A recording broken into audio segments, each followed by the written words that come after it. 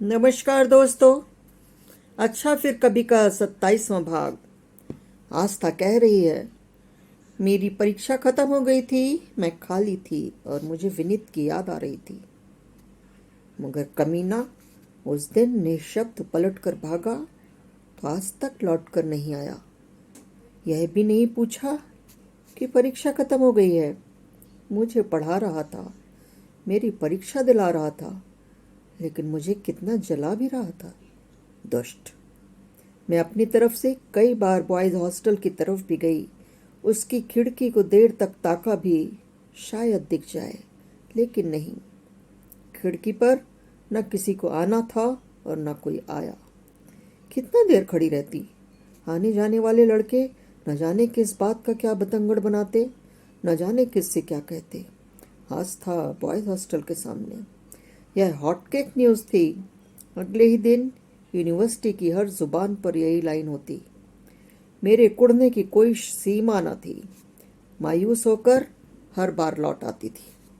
कमबख्त, क्या समझता है खुद को। अब कभी मैं उससे बात नहीं करूंगी। लेकिन अगले ही पल फिर उसी का इंतज़ार करती रहती, उसी के बारे में सोचती रहती। ये सब क्या था।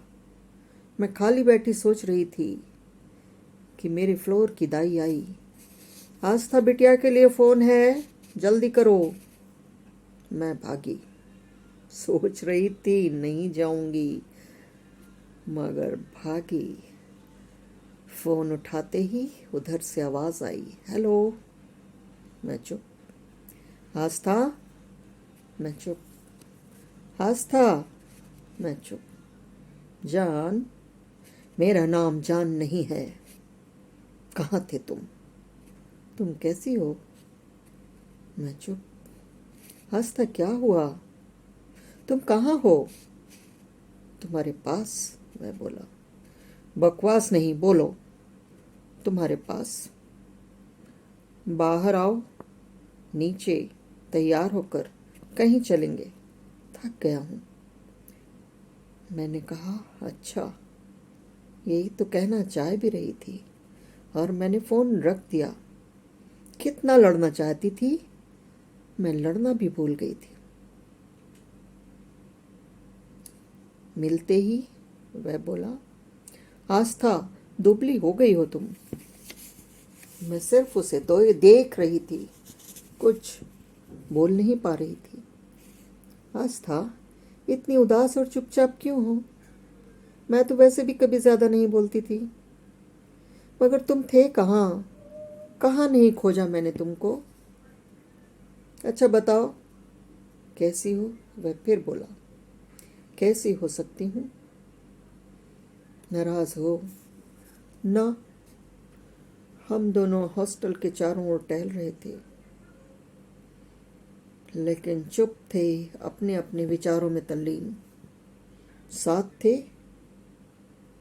मगर खफा थे और प्यार में थे। अच्छा, कान पकड़ता हूँ, अब तो मान जाओ। तुम कहाँ थे विनीत? ऐसे कोई जाता है? न फोन, न चिट्ठी, न आना न जाना, न कोई खबर, न संदेश। ऐसे करोगे, मैंने सोचा न था। कितनी बार तुम्हारे हॉस्टल गई, ऑटो में खड़ी रही, उतर कर कुछ दूर तक चली भी, लेकिन फिर जल्दी लौट आई कि ऑटो वाला या देखने वाले क्या कहेंगे। मैं तो निर्जीव निशब्द हो गई थी। क्या करती? फोन करो तो उठता नहीं था, चिट्ठी डालो तो तुम्हारे दोस्त सब राक्षस हैं, पता नहीं किसके हाथ लग जाए, क्या पता। क्यों किया तुमने ऐसा? मैं बस फट पड़ी। तुम पढ़ सको इसलिए, मैं बड़ी शांति से बोला। तो क्या मैंने पढ़ लिया? पता नहीं क्या लिखा परीक्षा में, क्या नहीं लिखा। हर जगह तो तुम ही थे। क्या तुमने पढ़ा नहीं? उसका स्वर आश्चर्य में डूबा था। मुझसे नहीं होता ऐसे। तुम तो बोले थे ना कि बीच बीच में आऊंगा। तुम बहुत सीधी और सच्ची हो आस्था। क्या मतलब? तुम सीधी बहुत हो, और बहुत सीधी बात है कि तुम सीधी और सच्ची हो। इसमें मतलब क्या है? प्रश्न चिन्ह मेरी आंखों में तैर गया। वह फिर बोला, पढ़ाई के सामने दोस्ती इतनी सीरियसली ली जाती है क्या? यह सिर्फ दोस्ती है।